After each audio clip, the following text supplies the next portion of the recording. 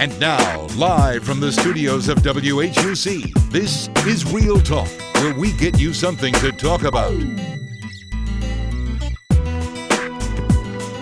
Good evening, everyone, and welcome to another edition of Real Talk. And I'm your host, Zhavian Green. Today, I am here with David Atkins, Director of Upper Bound South on the Utica campus. Let's give him a round of applause, everyone. Thank you for coming today. Thank you for having me. Okay. Now let's get right into the conversation. Okay, correct me if I'm wrong, but Upper Bound is a program designed to support high school students from low-income families succeed in pre-college classes, right? That is correct. Okay, can you expound upon just a little bit more on it? Pretty much what you said. The low income of a certain media, I don't think there is a cap on how much the household can make. I think the main word we can use is underserved, because a lot of time, most family or households that don't have the resources to provide to assist their students to be successful in class or academia, then we help provide those resources. A lot of time, that's really what causes a lot of issues with excelling or the success of a student, is the lack of resources that they may need to assist to be productive within their class. Homework, you might, especially in 2022, you need much of your laptops, iPads, access to internet. Correct. And so we help with that. Yes, sir. Okay. Thank you. Well, Mr. Atkins, with you being the director of Upper Bound, can you tell me exactly what your responsibilities are and everything? Okay, well, there are 5 of us that deal with all areas of tutorial services, as well as 3 that specifically deal with the math and science. Mm-hmm. And we each have a certain district that we are assigned to. Yeah. So my district is JPS South. That stands for Jackson Public Schools District South, which includes Forest Hill High School and Wingfield High School. Mm-hmm. Oh wow. Mm-hmm. So can you give me a little background about yourself? Basically, how did you get into this profession? Okay, well, I started out, my bachelor's degree was in computer science, because at the time, this was back in 1994, and I was before the internet was out. I was aware of it because my brother was in computer science, but no one else, and I didn't believe that we would really have this much access to the world. I thought he was lying. But I chose that field because it was fairly new, it was something I'd never done before, and that's where the money was. Oh, okay. So they told me. However, you can never run from your calling, and I found myself, even as a computer science programmer, a systems analyst, which was my first profession, I ended up getting a job within Jackson State University. Okay. So I was there with the students. I found myself having to, and I was in the financial aid department. So I was there working alongside the students and seeing the needs there. And so there were things that I was finding myself assisting them with and seeing what they needed. And so I realized I was going to have to go into education, and the easiest way I found to do that was to get my master's in technology education, where I had the best of both worlds. I could bring in my technology skills, which includes, technology is not limited to computers, but it includes computers, and then veer off to the education field. Education, and I don't know if it's just because of Mississippi, I've been other places where this has happened. Education is the field, is the career where I never have to go looking for it. It always finds me. Right.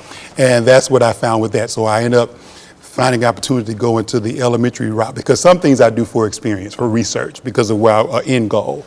And so I always think that you have to find yourself in it to understand it. So I was there in an underserved area, and it was students in JPS. And then eventually I grew from there to college level. All of a sudden, an opportunity came to come back to the collegiate level at Jackson State. I served as an academic advisor. That's been over maybe 15 years. Wow. Yeah, off and on. And so then what I also noticed there was, as we were entering students there were students that were coming to school that weren't quite equipped as they could have been if they just knew. And I said, if I can catch them like the 9th grade with ACT prep, with college prep, then they'll be ready by the time they get to college, and they won't have to be off by a semester or a year or 2 years, based upon what they didn't take care of if they had just known. Mm-hmm. So when this opportunity came, that was helping me deal with high school students from 9th grade through 12th grade, said this is the perfect opportunity to prepare these high school students so that when they graduate, and the goal is to get them to go to college, right. You know, that's one of the major goals, or be successful, they'll be prepared. So it's to help them not also with their pre-college courses, but also when they get to college as well. Exactly. So, okay. Yep. ACT, prep, just understanding fundamentals about how to meet deadlines, paperwork, to understand, you know, how to research even information, you know, scholarships. You know, taking them to colleges to see the college, see if this is really where I want to go. Because you can see one thing on TV or you can hear things, but to actually be there and see what they have to offer. Right. Sometimes students assume that because it's college, it's going to offer what all colleges offer. That's not necessarily true. At one of the colleges I worked at, students were always coming expecting a major, thinking we offered a major that we didn't offer. Right. You know, and so it's to exposure, and that way they won't go in blindly and then have to just settle for something once they get there. Do you do like college tours or anything? We do. And every time we take various trips.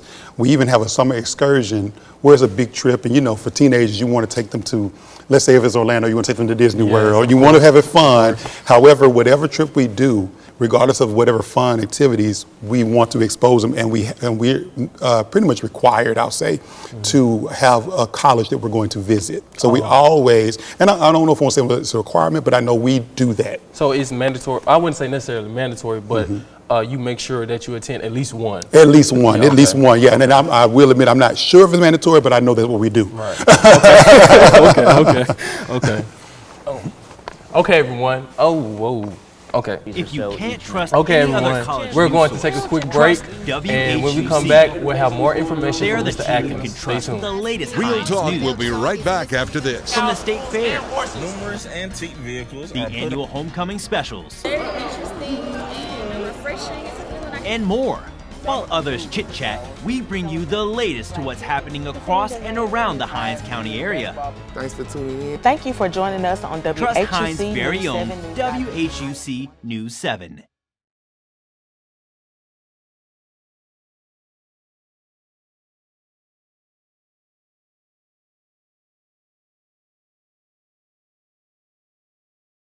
And now, Real Talk continues. Welcome back, everyone. And if you're just tuning in, we are here with Mr. David Atkins, Director of Upper Bound South. Mr. Atkins, what things have you or going to implement to help students get better in the classroom? We pretty much are finding out, number one, what is the need?